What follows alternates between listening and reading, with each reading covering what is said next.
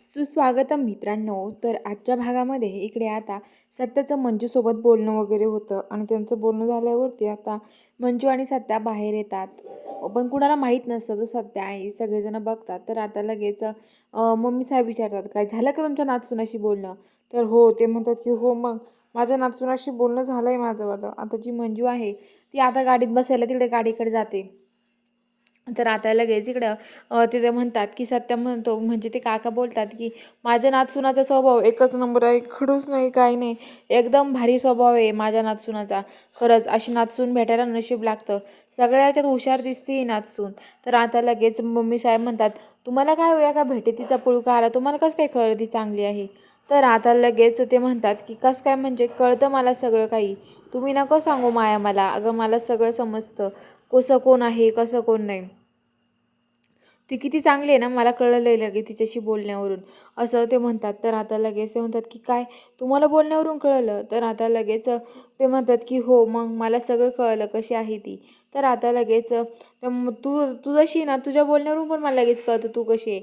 मी आल्याला तुझी पारख केली, तू कशी येते, कशी आहे तू, एकदम खऊट आणि एकदम हे खडूस आहे, एकदम तुझा स्वभाव फुगरट आहे, असं ते म्हणतात. काही पण ते मम्मी साहेबाला बोलतात. तर आता मम्मी साहेब म्हणतात, माझ्याविषयी बोलण्याची हिंमत कशी झाली?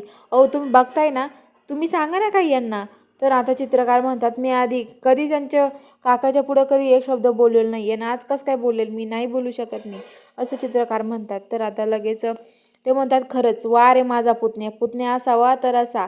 तर आता लगेच तो म्हणतो की हो ना, काका, चित्रकार म्हणतात काका असावे तर तुमच्यासारखे, असं म्हणतात. आणि आता ते म्हणतात की खरंच काका, तुम्ही आला तिथे ना, खरंच भारी झालं, आम्हाला सगळ्यांना हे भारी वाटलं, असं म्हणत असतात. तर आता तिथे जो आर्यन आहे तो उभा असतो. तर आता तो विचारतो आर्यन, तिकडं मंजू जायला निघते आणि सत्या मंजूकडे बघून एकमेकाला खुणावतात आणि मंजूला स्माईल देऊन मंजू आता ती गाडीत बसून निघून जाते.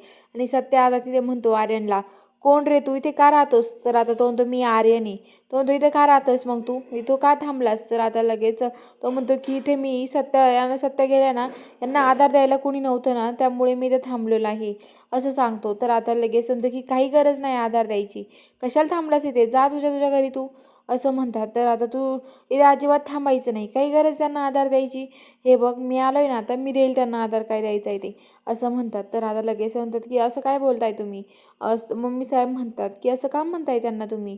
अहो काही पण नका म्हणू त्यांना, अहो आमच्या घरी तुम्हाला माहिती का, ते मंत्र्याचा मुलगा आहे मोठा, तुम्हाला माहीत नाही अजून कोण आहे ते. तर आता ते म्हणतो की कोणी असेल, घरात राहायचं असेल इथे तर घराच्या बाहेर राहायचं, इथे घरात जागा नाही त्याला. अहो इथे माझी नातसून राहत नाही या घरात, आणि या परक्या माणसाला का आपल्या घरात ठेवून घ्यायचं आपण, या परक्या माणसाला अजिबात आपल्या घरात ठेवून घ्यायचं नाही, असं म्हणतात. तर आता लगेच तो म्हणतो की हो, असं का करताय? तर आता मम्मी साहेब म्हणतात, हे बघा तुम्ही काही करा मला माहीत नाही, पण ह्या घरात ह्या माणसाला राहून द्या, मी ह्या मुलाला राहून देणार आहे आर्यनला, या आर्यनला ह्या घरातून कुठेच जाऊन देणार नाही, असं मम्मी साहेब म्हणतात.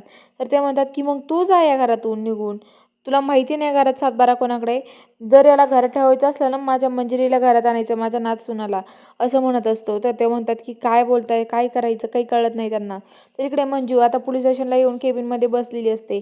तेवढ्यात बाहेर एक माणूस येतो आणि गुंड टाईप असतो तो भारती मावशीला विचारतो की काय हो भारती मावशी, काय हो कुठं आहे तुमच्या त्या मॅडम, बोलवा त्यांना बाहेर, चला नाही तर मला भेटायला जायचं आहे, हो बाजूला चला. तर भारती मावशी म्हणता, असं कसं जाऊन देऊ आम्ही तुला, काय कामी सांग? तर आता लगेच म्हणतो की मला भेटायला जायचं व्हा बाजूला. तो आतमध्ये जातो आणि मंजूजवळ जाऊन बसतो आणि म्हणतो की हे बघा, तुला माहीत नाही काय ग पोरी, बघितला का, ओळखलं का मला, ओळख आहे ना? तर आता मंजू म्हणते, मला विचारलं का, परमिशन न घेता का आतमध्ये आलात तुम्ही, चला बाहेर व्हा, अजिबात आतमध्ये यायचं नाही, असं मंजू म्हणते. आणि आता पुन्हा बाहेर काढून देते आणि परमिशन घ्यायची आणि मगच आतमध्ये या म्हणते. आणि आता त्या माणसाला म्हणते, परमिशन घ्या माझी, चला.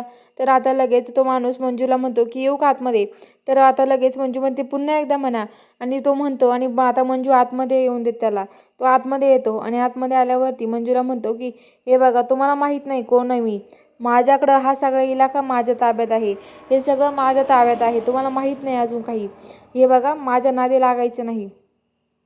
तुम्हाला माहीत नाही अजून मी कोण आहे ते, असं म्हणतो. आणि तो मंजू म्हणते, काय करशील तू? तो बंदूक काढतो आणि म्हणतो, माझा नेम बघायचा का तुम्हाला गोळीचा? आणि मंजूला बंदूक चालवून दाखवतो. मंजू म्हणते की काय आहे सगळं, काही गरज आहे का माझ्यासमोर दाखवायची? तर आता लगेच मंजू त्याला बोलते. तर आता लगेच तो म्हणतो की तुम्हाला कळेलच मी कोण आहे ते लवकरच, असं म्हणतो. तर चला बघूया आता पुढील भागामध्ये नक्की काय ट्विस्ट असणार आहे. हे बघायला चॅनलला सबस्क्राईब करा.